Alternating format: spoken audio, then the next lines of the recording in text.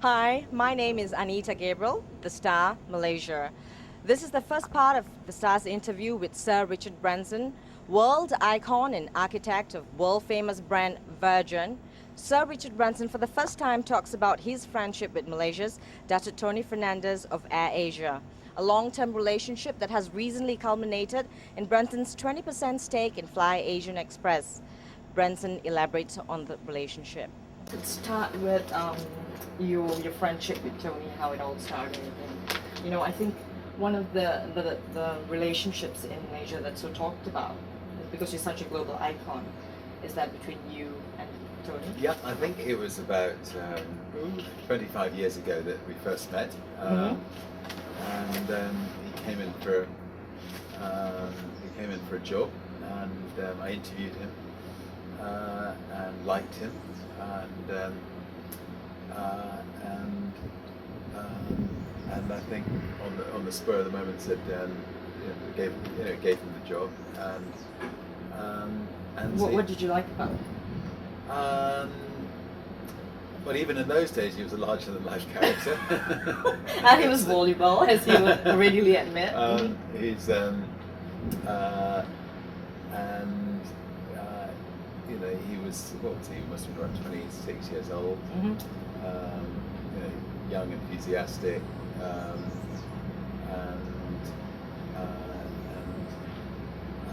I just felt that he would fit in well at Virgin, and I think his time at Virgin maybe taught him something, and sort of a way of doing things which is perhaps a bit different from some conventional businesses,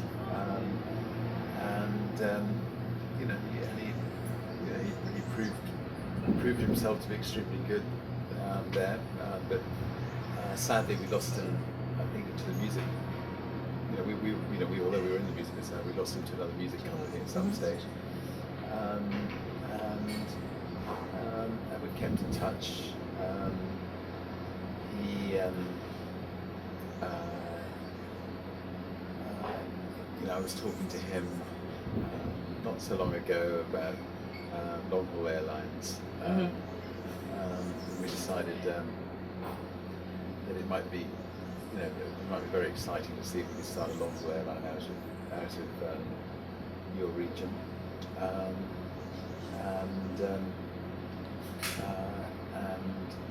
it would have been quite nice to have called it Virgin, but we were unable to do that. But equally, Air Asia has become very well known in the region, and so a name that's slightly similar to Air Asia is what we decided to do it in the end. And so we can use our expertise in long haul, which has been something we've had 21 years experience, and then Tony's expertise of the region, and short haul, and his ability to feed passengers onto the long haul, and I think we have a partnership which I think could be very strong. We've both proven that we know about the airline business. We can make a success in the airline business. I've launched 4 airlines, and in the next week I'll launch 2 more airlines, Right. Virgin America and now this new airline.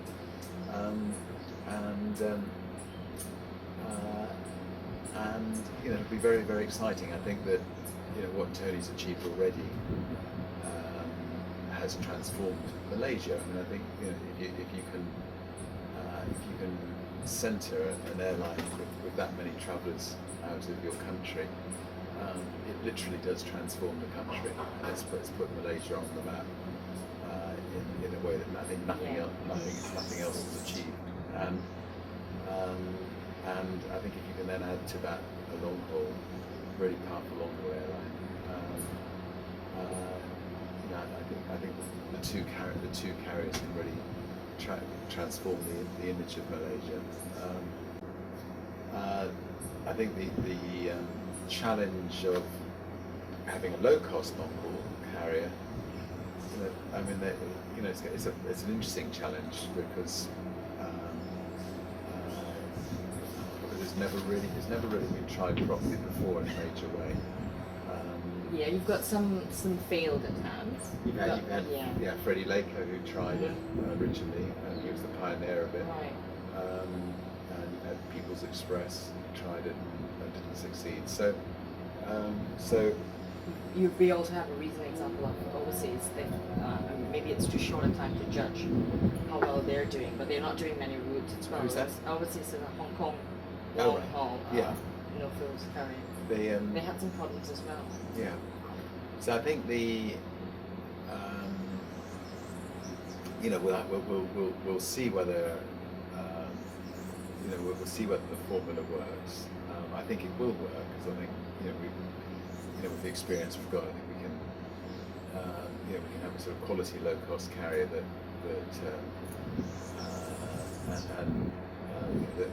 will get the demand. I think the critics say that the low cost carrier would work for short haul. Yeah. Whereas for long haul, the possibilities for cost saving and so forth, which is the crux of how an LTC grabs the business model, does not quite work. Possibilities for cost saving enhanced. It'll be a lot more challenging nevertheless. I certainly think the critics are right in questioning it, and I mean, when I see Tony, we'll have a debate about some issues. I mean, I think that Freddie Laker, for instance, realised that he needed a business class cabin in order to survive, and he put the business cabin in quite late. And I mean, personally, I would argue that maybe that we should have a business class cabin, Right. Because that helps subsidise the low cost area. But anyway, it's it'll evolve, and we've got the resources, I think, between us to let it resolve, to adapt it,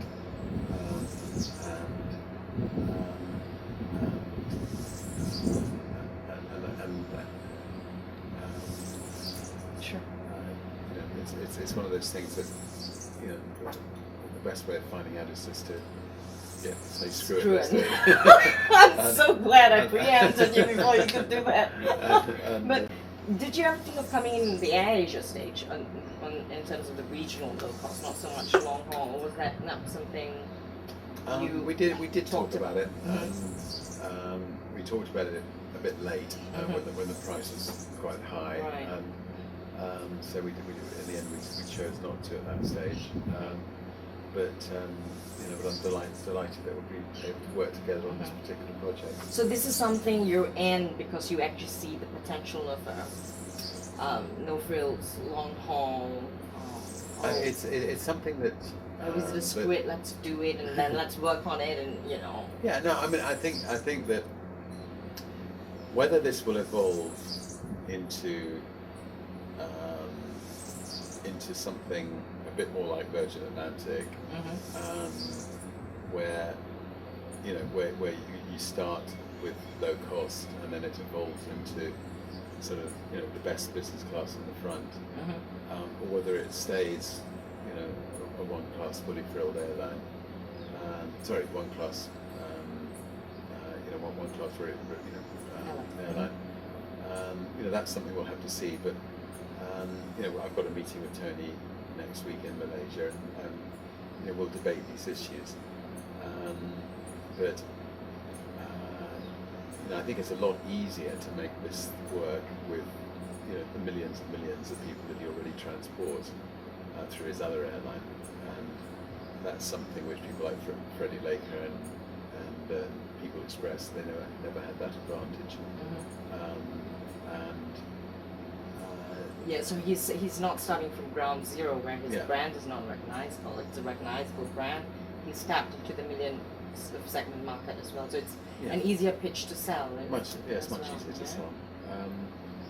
And as prices of other airlines are going up and up and up, I think there's a massive market out there that is price conscious. So if we can keep the costs to a reasonable level and really undercut people quite substantially on long haul, why should people fly on the old flag carriers that have had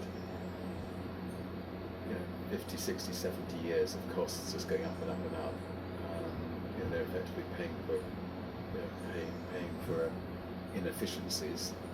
When they can fly on this carrier, which would be much more cost effective. He's not having it very easy though, and in terms, there are some parallels to draw between Tony's businesses and what you had gone through with BA and the traditional airlines as well. And right now he's facing some encumbrances from the local traditional airline, Malaysia airline, and as well as Singapore Airlines. He wants those routes, and he wants it bad, but he's not getting it at this point as well. So, well, I think that incumbent airlines, so-called flag carrier airlines, will fight very hard to avoid competition. To guard the territories. The governments should have none of that, and the governments represent the people, and the people's interest is competition, and the people's interest is not protecting a so-called flag carrier. I mean, Tony's companies are just as much just as much Malaysian, and just as much representing the people as the so-called flag carriers. So the government should have no truck with arguments that competition is bad for the consumer. Competition is always extremely good for the consumer, and ultimately competition always comes about. So government should just cut through all the crap and this and create competition. That's what their job should be. Of course Tony should be able to fly between Malaysia and Singapore Airlines. The more people that are willing to fly, the better. There should be no protection for anybody, and obviously airlines will ask for their protection, but government shouldn't listen unless there's an absolute exceptional reason. I can't see any exceptional reason in this situation.